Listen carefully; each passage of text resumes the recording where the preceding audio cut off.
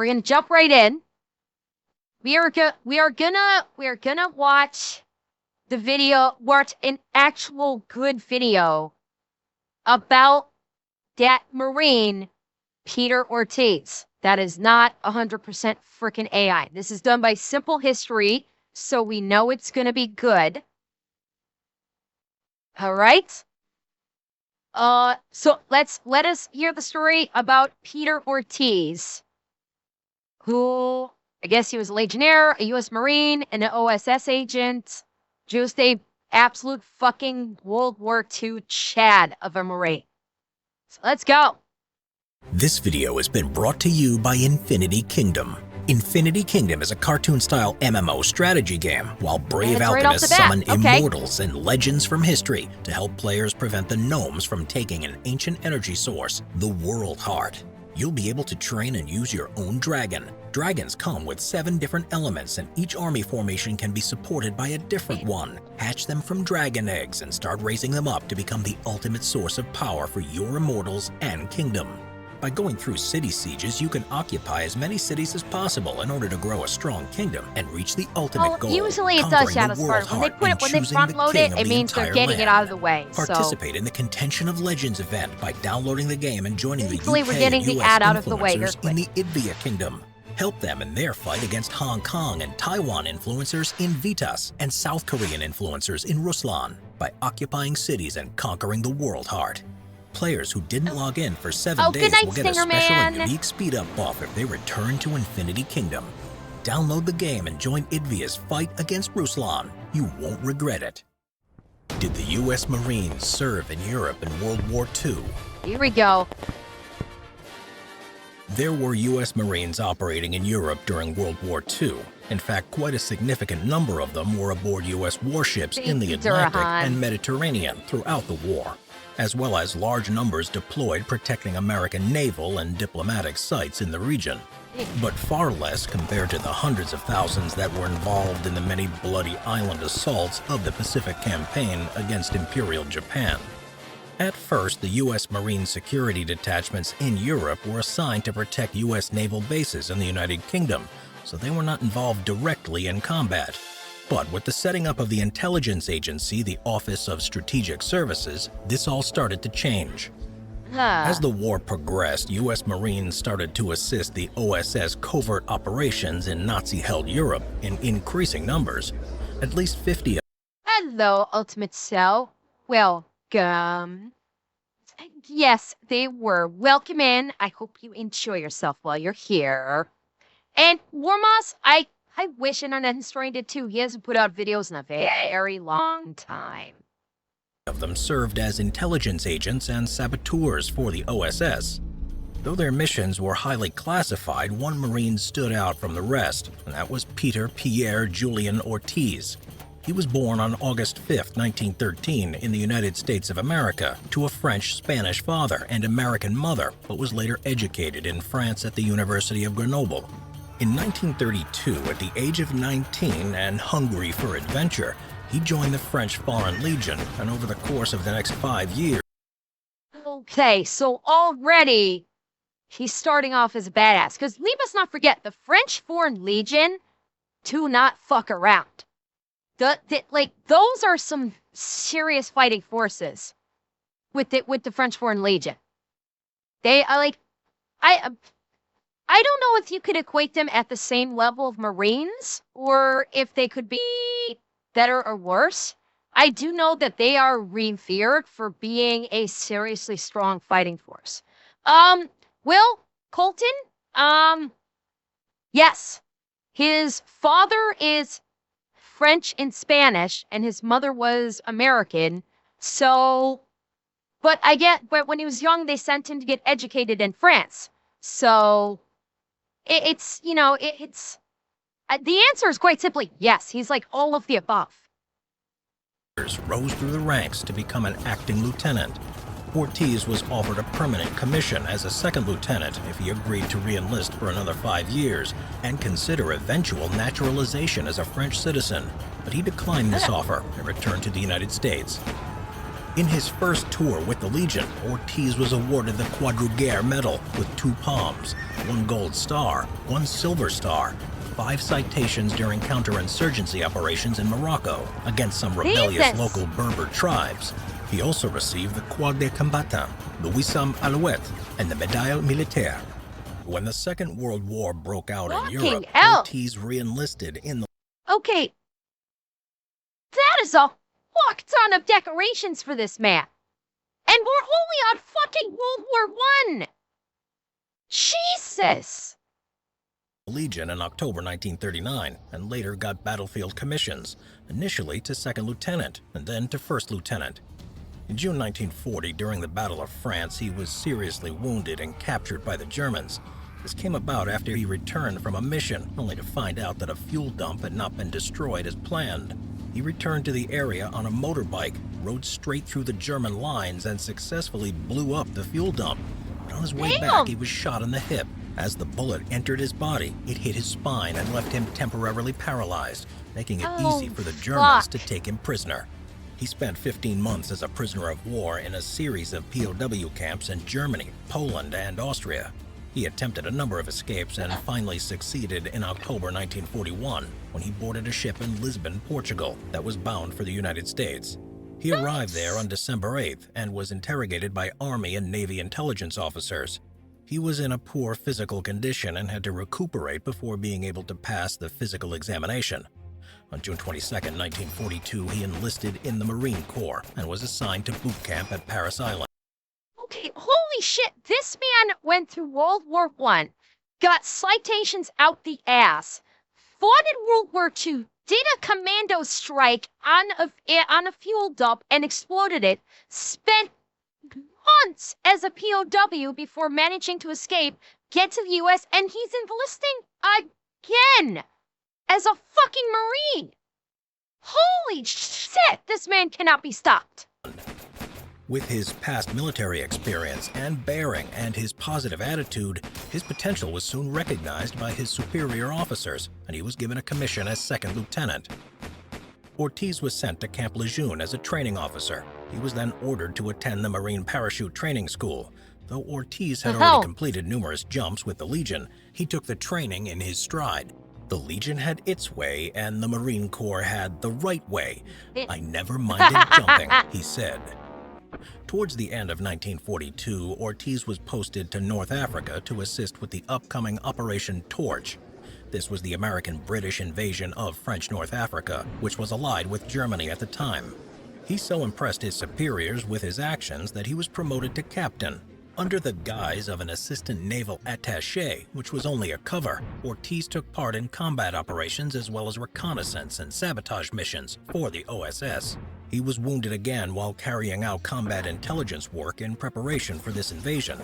He and his patrol encountered an enemy patrol, and as a result of the firefight that ensued, in which Ortiz managed to drive them back with hand grenades, he was badly wounded in the right hand.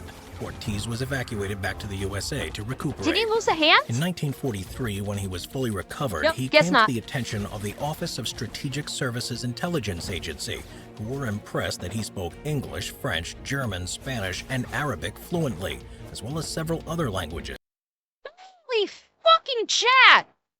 So not only is he a badass soldier that has had numerous combat missions, including work with the OSS, he is incredibly multilingual. Like, fucking hell! This man is an absolute badass! He became a full-time member of the OSS, and on January 6, 1944, he parachuted into France to aid the French resistance as a member of a 3-man Allied squad initiating Operation Union 1. The other members of the unit were Colonel H.H.A. Thackwait, a prominent British undercover agent, and an experienced French radio operator named Monnier. He liaised with local resistance groups and organized for them to be supplied with weapons, ammunition, and equipment.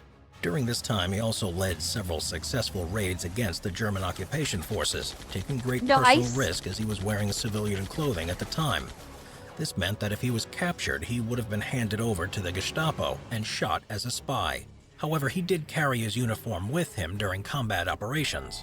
Ortiz sabotaged rail lines, stole military vehicles from German motor pools, ambushed enemy patrols, and in one particularly audacious operation, walked into a German-run jail pretending to be a Wehrmacht officer and spirited away several captured British airmen. Yes! Oh my, okay. Where was he in the Ministry of Ungentlemanly Warfare? Fucking hell, this man was doing it all.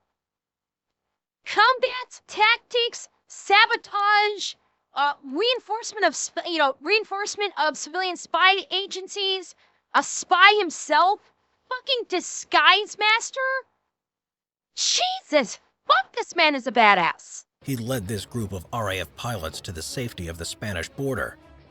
For all this, he was awarded the U.S. Navy Cross, the United States military's second highest decoration that's given for valor in combat. He was also promoted to the rank of major. Although the group should have remained hidden during the day in safe houses, Ortiz couldn't resist wandering around the French towns in the late evenings. Apparently, he walked into a cafe wearing a long cape or raincoat over his uniform. Being fluent in German, he was able to understand a drunken group of German officers talking and cursing about him and the resistance, and what they would do to him if they caught him. Ortiz stood up, revealing his Marine uniform to them, and pulled out a couple of .45 automatic pistols. One version of the story says he made the German officers raise a toast to President Roosevelt and to the Marine Corps before the gunfire started and some of the officers were shot down before Ortiz made his escape and vanished into the night. Okay, let's hear what the other story is. Another version says Ortiz didn't shoot anyone, leaving them alive to boost his legendary status and further erode German morale. As the Germans and Okay, either story, this man is an absolute beast. This man has balls that are in the Guinness Book of Balls. To basically just roll up on these guys in the middle of a bar, wearing his uniform with a trench coat over it, pull out a couple 45s, and either gun them all down or basically just raise a toast to the president, boys. I'm out. Remember, I could have killed you just right. Remember, I could have killed you all right now, but I choose not to. Think about that, and he fucks off. Holy crap. the Vichy French offered increasingly higher rewards for their capture. Ortiz and Thackwait were withdrawn from operations in May 1944. Ortiz returned to France on August 1st of 1944 as the head of Operation Union 2, where he continued to assist the local resistance groups in the area and continued to lead raids against the German forces. He was given command of a team that comprised 5 other Marines, Gunnery Sergeant Robert LaSalle and Sergeants John P. Bodnar, Frederick J. Bruner, Charles E. Perry, and Jack R. Reisler. Joseph Arcelin, a Free French officer, and Captain Francis Coolidge of the U.S. Army Air Force. Unfortunately, Sergeant Perry was killed when his parachute failed to open. This operational group was a heavily armed contingent, which was tasked with conducting sabotage and seizing key installations to prevent the retreating German units from destroying them. They were always in uniform when operating behind enemy lines, and the Free French officer had carried false papers identifying him as a Marine. Ortiz and his group were discovered in the town of Centron by elements of the 157th Alpine Reserve Division and were quickly encircled on August 16th. A firefight ensued, with Ortiz and his men retreating from house to house until the French civilians implored them to stop and give themselves up, so as to avoid reprisals on the town from the Germans if they had managed to escape. Ortiz and his men surrendered under the condition that the townspeople would not suffer any retribution from the Germans. Why would you do that? Oh, you know you can't trust the German army during World War II. Of course they're gonna destroy the city after this. No, Mentions, I appreciate that he's honorable, but he knows that this is the German military. This is the Nazi Germany military during World War II. Why would he ever think that they would honor the agreement of leave the town alone if we surrender? I have a bad feeling they're gonna raise the town after this. Oh, I have a bad feeling.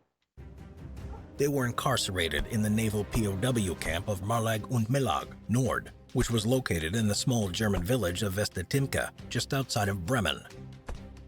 Despite Ortiz being tortured and interrogated by the Gestapo, he revealed nothing. For this, he was awarded his second Navy Cross. His attempts to escape during the journey to the camp and later from the POW camp were unsuccessful.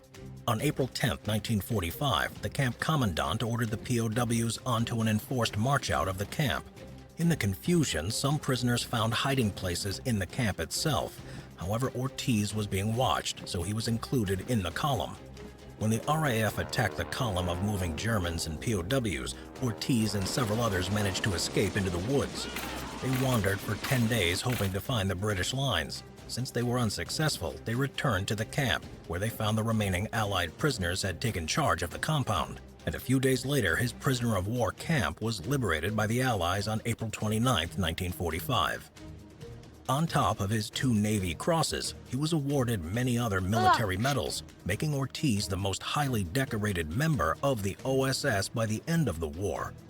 His other decorations included 2 U.S. Purple Heart medals, the French Legion of Honor, which is their highest award, and the British made him an Officer of the Order of the British Empire, more commonly referred to as an OBE.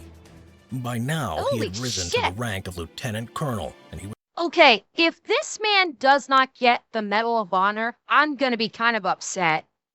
After all the work that he did, he damn sure better get a Medal of Honor.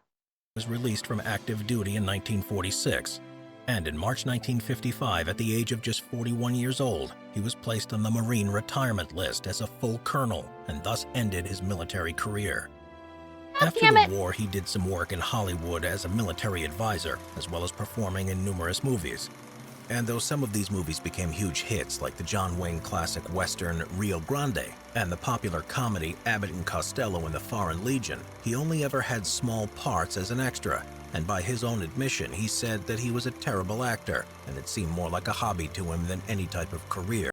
Yeah, Anubis, you're right. You're right. I didn't think of that. We saw this before. He has a Hispanic name, so they weren't going to give him the Medal of Honor. Instead, he did get 2 Navy Crosses. So at the very least, he did get 2 Navy Crosses, even if they're not going to give him the Medal of Honor. 2 Hollywood movies were made about Ortiz's exploits during the Second World War, 13 Rue Madelon in 1947 and Operation Secret in 1952. Peter Ortiz died of cancer on May 16, 1988, at the age of 74. He was one of the few Marines to serve on the Western Front and showed great courage behind the enemy lines and a devotion to his duty.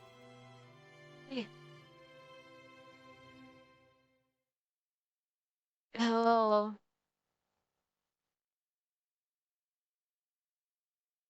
What a hero. God, this guy did so much. Good God, this man did so much.